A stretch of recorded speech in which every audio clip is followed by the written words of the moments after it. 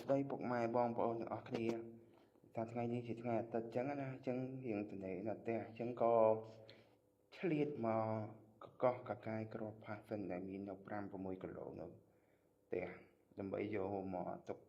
លក់ធ្វើទឹកផាសិនទឹកអីលក់អញ្ចឹងណាឥឡូវភ្លក់បន្តិចសិនមុននឹងនេះអូយឆ្ងាញ់សាហាវបងប្អូនជូរបែបបច្ចេកខ្ញុំជាមនុស្សដែលចូលចិត្តជូរទៅបាញ់ខ្ញុំញ៉ាំទៅវាលក្ខណៈ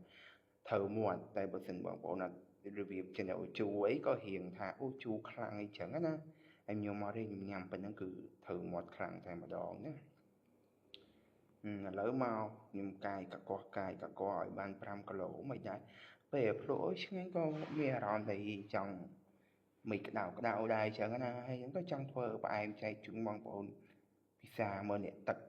វាធ្លាក់មកតក់តែម្ដងឥឡូវខ្ញុំបានចិត្តក្របហើយណាខ្ញុំក៏ចាប់ផ្ដើមនឹកឃើញធ្វើផ្អែមផ្លែឈើញ៉ាំតែមកទៅពីព្រោះងាកឆ្វេងងាកស្ដាំទៅមានឃើញអាលឹកមួយផ្លែជាមួយនឹងពេញប៉ោះមួយផ្លែចឹងក៏មិនបង្អង់យូរតែយ៉ាងណាក៏បង្ហាញការងារខ្លួនឯងខ្វេះគ្រាប់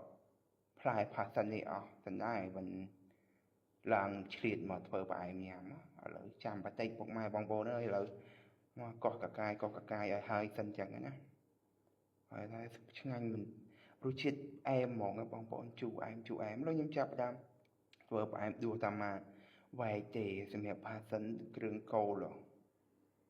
ខ្ញុំដាក់ឥឡូវនេះអាលឹកខ្ញុំក៏អាលឹកខ្សែដែរនិយាយទៅខ្ញុំមិនចូលចិត្តអីដែលវាមានរបៀបពេកសាំញ៉ាំពេកចឹងណាចឹងកាប់យកតែម្ដងអាលឹកមកផ្លាក់មកចំណិតទេបងប្អូនអាលឹកហ្នឹងដាក់តែមកចំណិតបានហើយឥឡូវដល់វគ្គពេញប៉ោះមានតាមមួយផ្លែនិយាយទៅខ្ញុំអត់ចេះញ៉ាំពេញប៉ោះ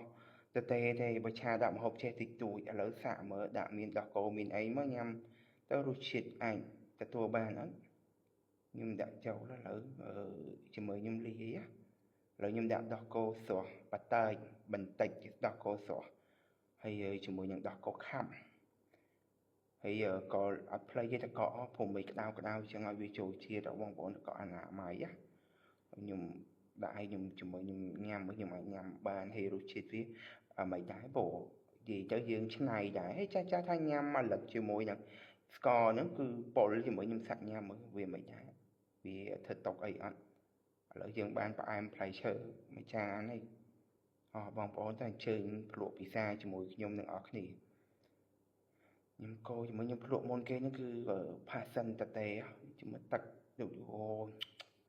ឆ្ងាញ់ហ្មងបងប្អូនផ្អែមជូរផ្អែមហ្មងនេះអាលឹកតែឆ្ងាញ់សាហាវទៀតបងប្អូនមានជាតិផ្អែមស្រាប់ដល់ពេលដាក់ចឹងទៅមួយដោះគោស្រស់មួយដោះគោខាប់ទៀតជូរមួយផាសិនទៅជូរផ្អែមមកពីប៉ោះវិញខ្ញុំមិនដែរញ៉ាំទេណាដល់ពេលដាក់ចឹងទៅឡើងឆ្ងាញ់សាហាវចឹងដឹងរឿងញ៉ាំហើយផ្អែមមួយចាននេះគឺខ្ញុំដឹងថាឈ្មោះអីតែសូមដាក់ឈ្មោះថាផ្អែមសុខភាពព្រោះថាពីរសជាតិឲ្យអ៊ុយហ្មងលេខ1ហ្មងបងប្អូនជូរខ្លាំងផ្អែមគឺអត់ផ្អែមខ្លាំងទេផ្អែមទីទេដោយសារដោះគោហើយដល់ពេលយើងញ៉ាំប៉ះសាច់អាឡឹកទៅគឺជូរផ្អែមតិចតួចគឺឆ្ងាញ់ហ្មង refresh ហ្មង refresh សាហាវហ្មងបងប្អូនជាចុងក្រោយវីដេអូនេះក៏ដល់ទីបញ្ចប់ហើយខ្ញុំក៏សូមអរគុណដល់ពុកម៉ែបងប្អូនដែលបានទស្សនានៅវីដេអូរបស់ខ្ញុំហើយក៏ខ្ញុំសូមអភ័យទោសរាល់កំហុសឆ្គងទាំងឡាយដោយចេតនាឬអចេតនាក្តីពីព្រោះដោយសារតែខ្ញុំតែរៀនកាត់តលើកដំបូងទេហើយក៏ដោយសារតែតែមិនចេះកាត់តតិចតួចទេអញ្ចឹងសង្ឃឹមថាពុកម៉ែបងប្អូននៅតែជួយគ្រប់គ្រងមេត្តាជួយ like ជួយ share វីដេអូរបស់ខ្ញុំផងហ្នឹងហើយខ្ញុំក៏សូមអរគុណច្រើនហើយសូមជម្រាបលាក៏អរគុណមែនតើពុកម៉ែបងប្អូនទាំងអស់ដែលបានជួយមើលវីដេអូរបស់ខ្ញុំអញ្ចឹងណាអរគុណច្រើន